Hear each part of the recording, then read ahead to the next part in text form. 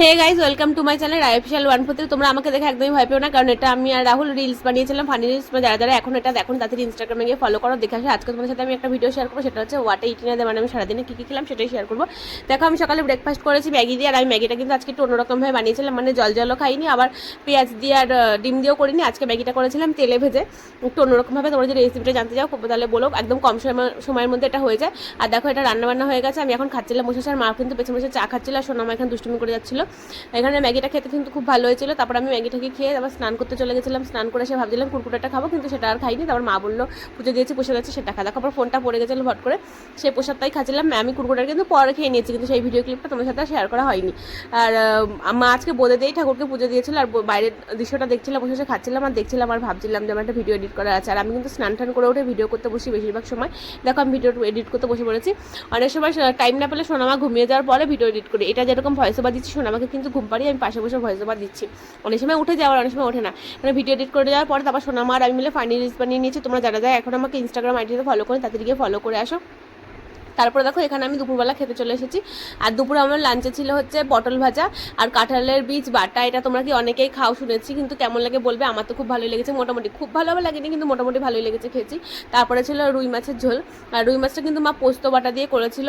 আর তারপরে এখানে আমি বসে বসে খেয়ে নিচ্ছিলাম, আর আমার কিন্তু খুব ভালো লেগেছিলো রান্নাবান্না। আর আমার কি বলতো, আমার এক তরকারি হলে আর কিছু লাগে না, কিন্তু আজকে ভাবলাম তোমাদের সাথে যেহেতু শেয়ার করছি তাই সব কিছু নিলাম, নলে কিন্তু আমি শুধু মাছের ঝোলটা দিয়ে ভাতটা খেতাম।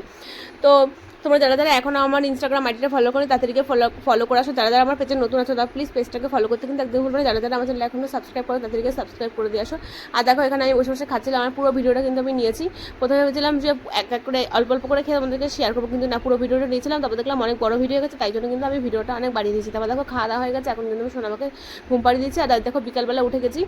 তারপরে বিকালবেলা উঠে দেখে সোনামাকে রেডিমেডি করে, দেখে তোমার দাদা ঘুমাচ্ছে, আমি কিন্তু খাদ্যটা পরিষ্কার করেছি, ঝাড়পোছ করে নিয়েছি। আর এখানে বলছিলাম আমি, তোমরা কি এই চাদরটা কিনেছো?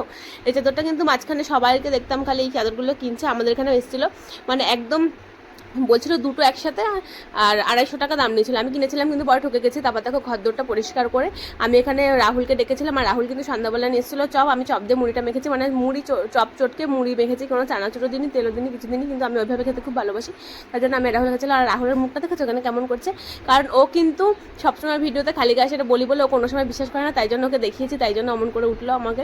আর এদিকে সোনামা কিন্তু পাপাকে খাইয়ে দিয়েছিল। তারপর আমি রাতের বেলা রান্না করতে চলে গেছিলাম, আর রাতে রান্না করার পর এখানে চলে এসেছি। অনেক মাঝখানে কিন্তু অনেক কাজ করেছি, কিন্তু তোমার সাথে সব কিছু শেয়ার করা হয়নি, কারণ যেহেতু এখানে আমি সব খাওয়া দাওয়া শেয়ার করবো। আর রাতে আমাদের খাওয়ার ছিল, ডিনারে ছিল হচ্ছে রুটি তরকারি আর একটা পেঁয়াজ। আর তরকারিটা করেছিলাম আমি ডিম কুচি কুচি করে দিয়ে, আলু দিয়ে তরকারি করেছিলাম, আর সেটা তোমাদেরকে দেখাচ্ছিলাম। এদিকে সোনামা কিন্তু বাবাকে খাইয়ে দিচ্ছে। আর আমি কিন্তু ভিডিওটা খুব স্পিডে বলছি, যেহেতু আমি ভিডিওটা করেছি স্পিডে মানে বাড়িয়ে দিয়েছি, ওই জন্য। আর এখানে খেয়ে নিচ্ছিলাম। আমি খেতে ভেবেছিলাম কি যে আমার ভিডিওটা এখানে শেষ হবে, তাই জন্য টাটা বলে দিয়েছিলাম, কিন্তু না, আমার ভিডিও কিন্তু এখনও শেষ হয়নি।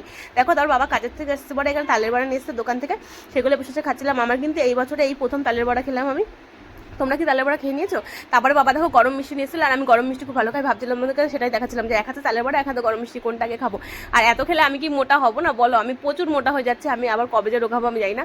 আর এখানে দেখো এদিকে আমি যে মিষ্টিটা খাচ্ছিলাম, আর তোমাদের দাদাকেও খাইয়েছিলাম, ও কিন্তু একটা গোটা মিষ্টি একবারে খেয়ে নিয়েছে। দেখো আবারও খালি গায়ে, সবসময় আমার ভিডিওতে খালি গায়েই আসে। আর দেখো হাসিটা দেখবা খালি। তারপর কিন্তু আমি মিষ্টি টিষ্টিকে হাত দিতে গেছিলাম, ও হাত দিতে দিল না, ওই রসটাকে ও তারপর ওইটাকেও সেটা খেয়ে নিল। আর আমি কিন্তু গোটা দুটো মিষ্টি খেয়ে নিয়েছি। আর গরম মিষ্টি খেতে আমি খুব ভালোবাসি, এমনি ঠান্ডা মিষ্টি হলে আমি একটাও ঠিক মতন খাই না, আমার খাবো কিনা তাও ঠিক থাকে না, কিন্তু গরম মিষ্টি হলে একবার দুটো তিনটে খেয়ে নিই। তারপর দেখো এখানে আমি খেতে হাত ধুতে যাচ্ছিলাম, ও সেই রসটাকেও চেটে খেয়ে নিল। কি বলবো বলো, ও মিষ্টি খুব ভালো খায়, আমি কিন্তু এত ভালো খাই না, গরম মিষ্টি হলে একটু ভালো খাই। তারপর বলছি এবার নাও, এবার হাত দাও, এটা খেয়ে নাও তুমি। তাই জন্য আমি হাসছিলাম। আজকে ভিডিওটা তোমাদের কেমন লাগলো, ভিডিওটা ভালো লাগলে কমেন্ট করে জানতে কিন্তু একদম ভুলবে না।